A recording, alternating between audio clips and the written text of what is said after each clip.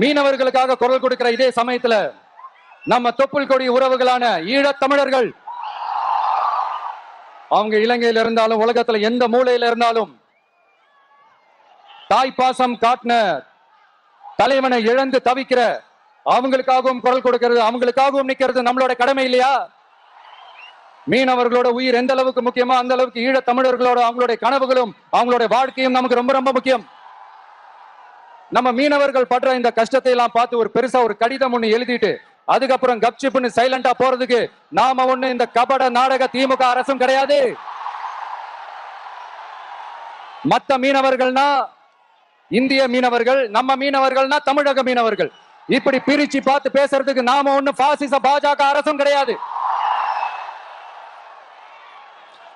நிரந்தரமான தீர்வு, நிரந்தரமான ஒரு இந்த ப்ராப்ளத்தை சால்வ் பண்றதுதான் நம்மளுடைய ஒரு முக்கியமான ஒரு அஜெண்டாவே. சரி, இப்ப நம்ம நாகப்பட்டினம் ஏரியாவுக்கு வருவோம்.